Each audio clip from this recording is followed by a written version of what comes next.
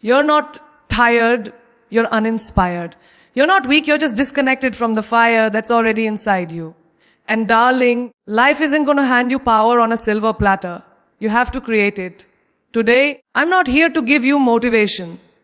I'm here to hand you the 5 karmas, 5 unshackable actions that will wake up the lioness inside you and make the world sit up and take notice. You have lived through storms that would have drowned someone else. And yet here you are, breathing, standing, maybe even smiling. That is not weakness. That is not luck. That is strength disguised as survival. Every twist in your journey, every heartbreak, every betrayal, every failure, they are not stains on your identity. They are threads in the fabric of who you are. Stop editing your past like it's some embarrassing draft of a story. The world doesn't need your polished version, it needs your real one. Think of the most captivating books, the ones you can't put down. They aren't perfect. They are raw. They are honest. They make you feel something. That's exactly what your life is. A book filled with plot twists that only you could survive. You have to own your story, because if you don't, someone else will tell it for you. And trust me, they will twist it to fit their own narrative. Remember the school days when you tripped in the hallway and someone laughed. You could hide, run to the bathroom, cry into your sleeves, or you could stand up, brush yourself off, and laugh louder than they did. That's the power of owning it. You take control, and suddenly their words lose their sting. We live in a time where everyone wants to show only the highlight reel, the filtered photo, the perfect vacation, the everything is fine smile. But real power comes when you're brave enough to show the unfiltered truth. Imagine telling someone at a job interview, "Yes, I was fired from my last job. It hurt, but it also forced me to dig deeper, learn faster, and figure out my real passion." Do you know how magnetic that is? People lean in when they hear truth. They trust it because they know it's rare. Owning your story doesn't mean loving every chapter. Some chapters will still make your chest tighten when you think about them. But it means you stop pretending those pages don't exist. You start saying, "Yes, this happened to me. Yes, I went through that. And yes, I am still here." It's like wearing a scar on your arm and not covering it up with long sleeves anymore. You let people see it because that scar is proof you healed. Think about that friend who went through a messy breakup, but instead of hiding, she owned it. She told her truth even when people whispered. She didn't sugarcoat the pain, and because of that, she inspired others who thought they were alone in their heartbreak. She turned her story into someone else's survival guide. That's the magic of owning it. You don't just free yourself, you light a path for others. And here's the thing. When you own your story, you become unshakable. No rumor can destroy you because you've already said, "Yes, I did that," or "Oh yes, that happened." No one can use your past as a weapon if you've already turned it into your armor. Picture it like standing on a stage, holding the microphone, and telling your life story before anyone else gets the chance. You're not waiting for approval. You're not waiting for someone to say it's okay. You're saying, "This is me, take it or leave it." It's like a movie where the main character finally stops trying to fit in and starts owning who they are. Flaws, quirks, scars, and all. And in that moment, they stop chasing people and people start chasing them. Because authenticity is magnetic. No fake smile or pretended perfection can compete with the power of someone who says, "I've been through hell, but I'm still here, and I'm proud of the road I walked." The day you own your story is the day you stop being a victim of it and start being the author. And authors don't just survive, they create, they build, they inspire, and they make sure the world never forgets their name. Your energy is your currency, and every single day you are spending it, whether you realize it or not.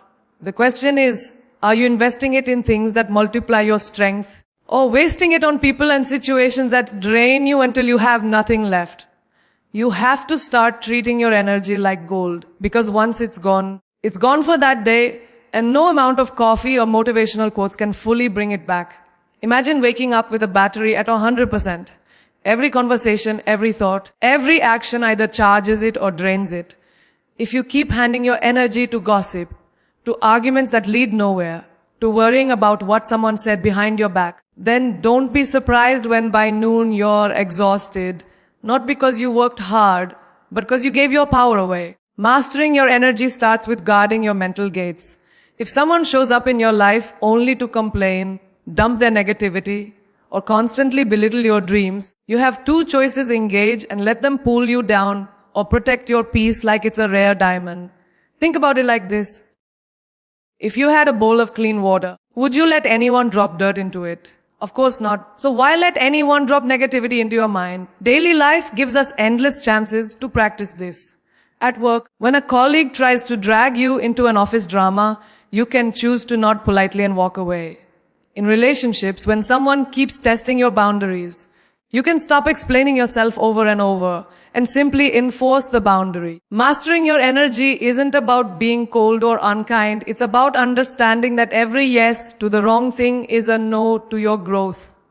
Sometimes, mastering your energy means walking away from people you love, because love without respect is poison. Maybe you've had that friend who always borrows your confidence. You encourage them, you lift them up, but when it's your turn to need a hand, they vanish. You keep giving and giving, thinking it's kindness, but in reality, you're burning your own light to keep someone else warm. That's not kindness. That's self-destruction. Protecting your energy also means mastering your reactions. Someone cuts you off in traffic, you can either scream and carry that anger for hours, or take a deep breath and let it go. Not for them, but for you. Because every time you hold on to anger, you are handing over your energy for free. It's like paying rent in someone else's mind when you could be building your own empire. And let's talk about the invisible leaks. The things you do that silently drain you. Scrolling endlessly through social media, comparing your life to someone else's highlight reel, saying yes to events you don't want to attend, entertaining toxic conversations out of politeness. These are like tiny holes in your energy tank. They seem small, but they leave you running on empty. Mastering your energy means becoming aware of every single leak and patching it without apology. Think about the most powerful people you know. They are not available to everyone all the time. They choose their battles. They choose their company. They choose where their attention goes. And that's why when they walk into a room, their presence changes it. They are not running around trying to be everywhere and everything. They are focused, intentional, and fiercely protective of their energy. You can't light up the world if your own batteries are dead. You can't be your most magnetic, unstoppable self if you keep letting people plug into you without giving anything back.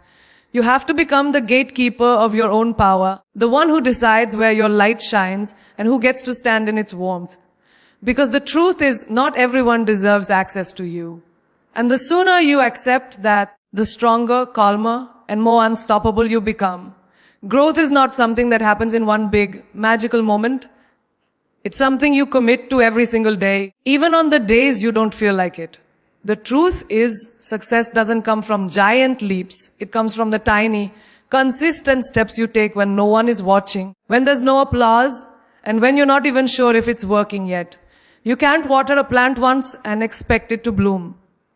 You water it every day, even when it looks like nothing's happening, because you know the roots are growing where no one can see. Your life works the same way. Committing to growth daily means deciding every morning to do something that makes you better than you were yesterday. It might be reading a chapter of a book instead of mindlessly scrolling on your phone. It might be going for a walk instead of hitting the snooze button for the third time. It might be choosing to learn a new skill, even if you only have 10 minutes to spare. These small decisions don't feel life-changing in the moment, but over time, they are the difference between staying stuck and becoming unstoppable. Think about the gym. You don't get stronger after one workout. You get stronger because you showed up every day, even when it rained, even when you were tired, even when the couch was calling your name. That's commitment. And it's not just physical. Your mind works the same way.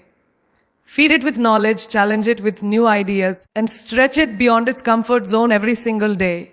The people who grow the fastest aren't the ones with the most talent. They're the ones who refuse to stay the same. Daily growth also means facing your weaknesses instead of running from them. If public speaking terrifies you, commit to practicing it a little every day, even if it's just talking to yourself in the mirror. If you struggle with discipline, commit to following through on one small promise you make to yourself each morning. Growth is uncomfortable. It's awkward. Sometimes it's even embarrassing. But that's how you know it's working, because comfort never created greatness. In everyday life, this might look like taking a few minutes to reflect on what you learned from a mistake instead of beating yourself up over it. It might mean replacing one negative thought with a positive one over and over until it becomes your natural instinct. It's about rewiring your habits, your mindset, and your actions so they all point toward the person you want to become. And here's the thing. When you commit to growth daily, you stop comparing yourself to other people because you're too busy competing with the person you were yesterday. You don't care if someone else is ahead of you because you know that every day you're moving forward, even if it's just an inch. That inch matters. That inch adds up. A year from now, those inches will have taken you miles ahead of where you are today. Daily growth also requires patience. Just because you can't see the results yet doesn't mean the work isn't paying off. Think about the seed underground. It's working, it's expanding, it's pushing toward the light. And one day it will break through the surface. That's you. You just have to keep showing up, keep watering your dreams, keep feeding your mind, and keep challenging yourself to do better, even when you feel like staying the same. It's easy to make big plans for someday. It's easy to say, one day I'll change. One day I'll start. But someday is a lie. The real transformation happens when you wake up and say, today is the day I take one step forward. And then tomorrow I'll take another. Because greatness is never built in one day. It's built every day, brick by brick, choice by choice, habit by habit. Until the life you once dreamed of is the life you're actually living. Fear is the invisible chain that keeps more dreams locked away than failure ever will. It whispers in your ear telling you that you're not ready, that you're not good enough, that you might embarrass yourself. And most people listen. Most people shrink. But here's the truth. Fear isn't a stop sign. It's a green light. It's a signal that you are standing at the doorway of growth. The things that scare you the most are the very things that will transform you the most if you dare to face them. Facing your fears head on doesn't mean you'll feel fearless. It means you act even while fear sits in the passenger seat. Think about learning to swim. The first time you stepped into the water, your heart raced. Your mind imagined every worst case scenario. But the moment you pushed past that panic and took your first stroke, you realized that fear was only a feeling, not a fact. Life works the same way. In daily life, fear shows up in so many forms. Maybe it's the fear of speaking up in a meeting because you think you'll sound stupid. But every time you stay silent, you train yourself to believe your voice doesn't matter. Facing it might mean raising your hand and saying that one sentence you've been holding back. And then watching how the room actually respects you for it. Maybe it's the fear of leaving a toxic relationship because you're terrified of being alone. Facing it might mean walking away, even with shaking hands, and discovering that peace is far more valuable than company. Fear also loves to disguise itself as being practical. You tell yourself you're not chasing your dream career because it's risky, but deep down, it's because you're afraid to fail.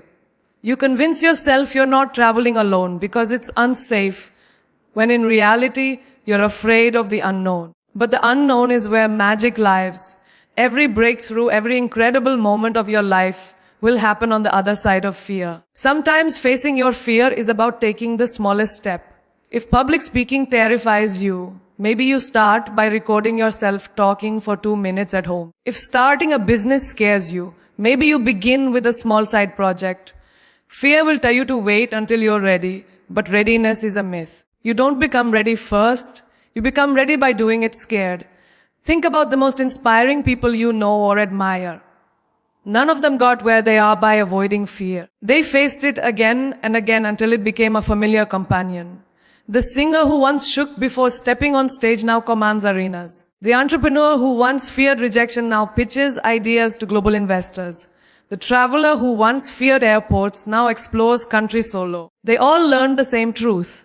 Fear fades when you walk straight through it. Facing fear also means refusing to let it make your decisions for you. If you always choose the safer path just to avoid discomfort, you'll wake up one day realizing you built a life inside a cage.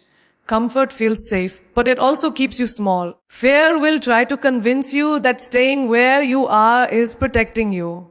But what it's really doing is robbing you of the experiences that would make you alive. The next time fear grips you, don't run from it. Study it. Ask yourself, what's on the other side of this feeling? Because the truth is, the other side of fear is always freedom. That freedom might be confidence, self-respect, independence, or an entirely new chapter of your life. But you'll never know if you keep turning back at the gate. Fear is loud, but your future is louder. If you're willing to walk toward it instead of away from it. The world has taught too many people to measure every action with the question, what's in it for me? But true power, true connection, and true abundance begin when you flip that question and ask instead, what can I give? Giving before you get is not about being naive or letting people take advantage of you. It's about understanding one of the deepest truths of life. Whatever you pour into the world eventually flows back to you, multiplied.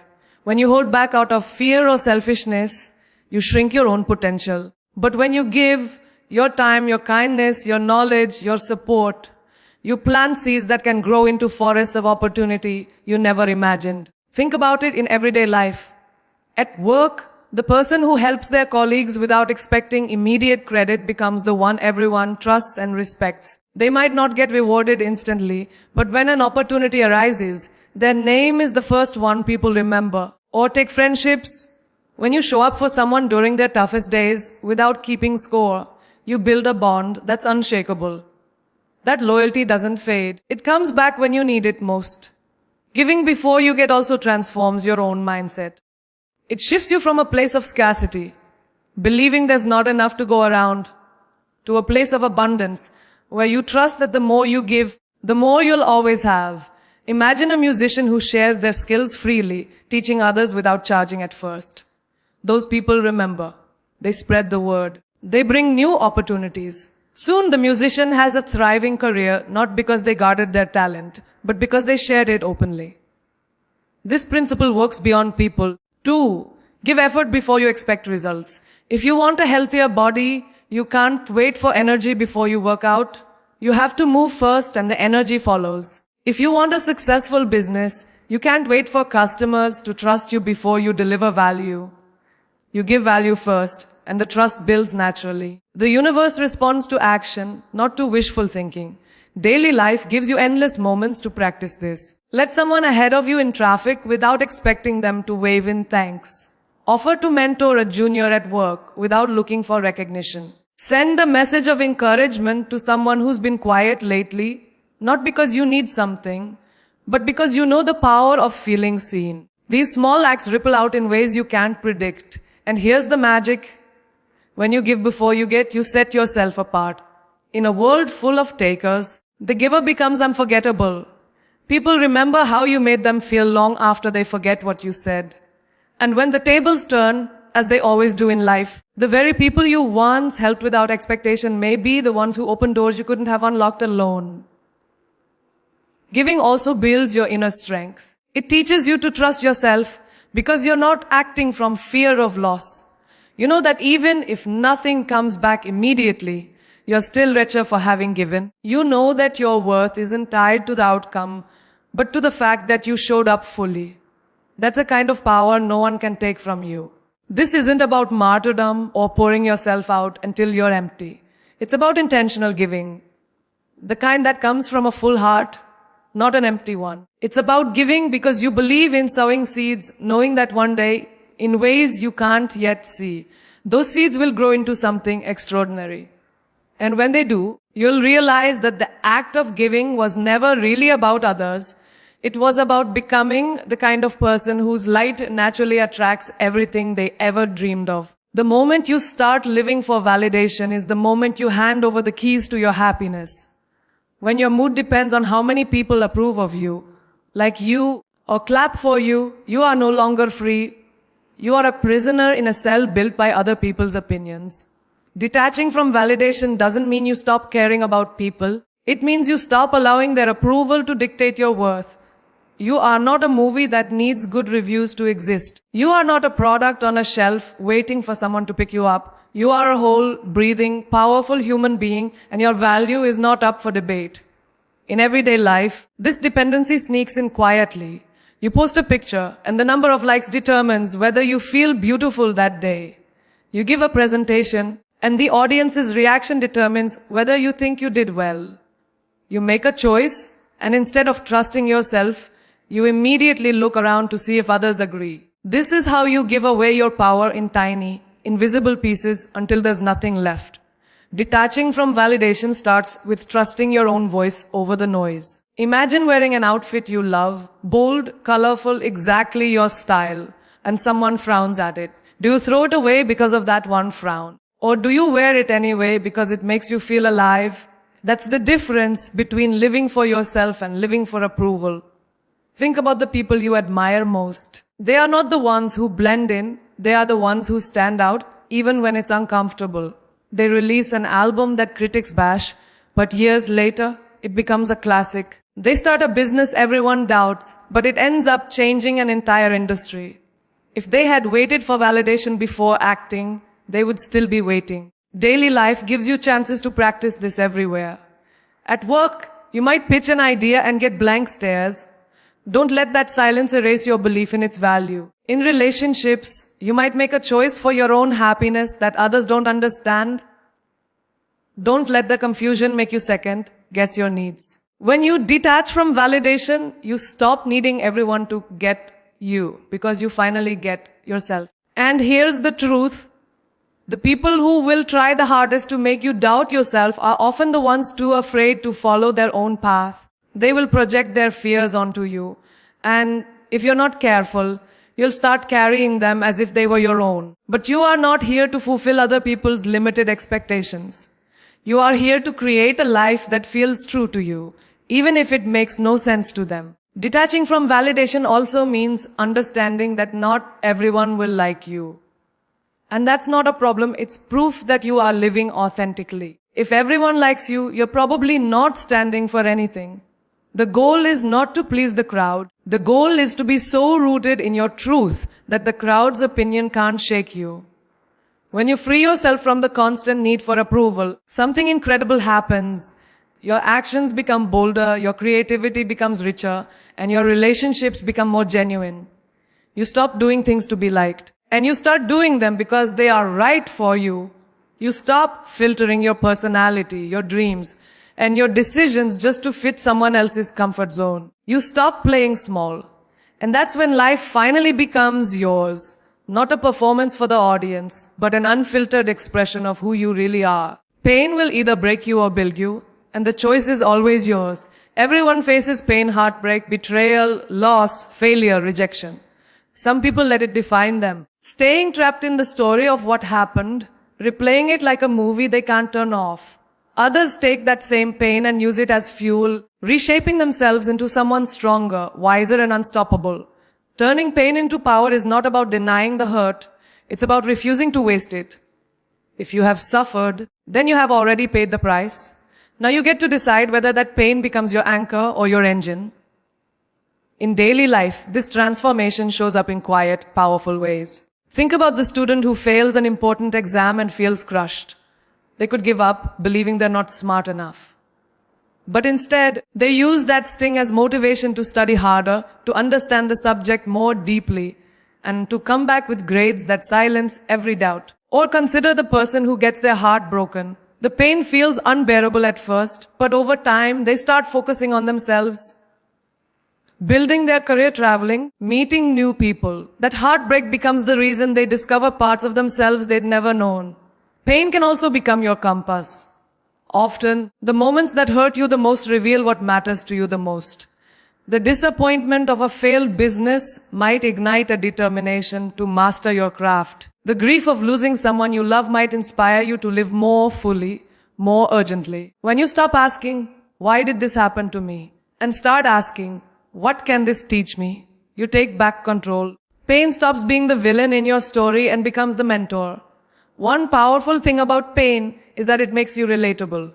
People connect to strength, but they bond through struggle. When you share not just your victories, but the battles that shape them, you give others permission to rise from their own hardships. The athlete who overcame injury, the single parent who rebuilt their life from nothing, the entrepreneur who lost everything before succeeding. They all turned wounds into wisdom. And that wisdom is a gift they can now pass on. Turning pain into power often starts with one decision, refusing to let it make you bitter. Bitterness keeps you stuck, replaying the injustice, feeding the anger. Power says,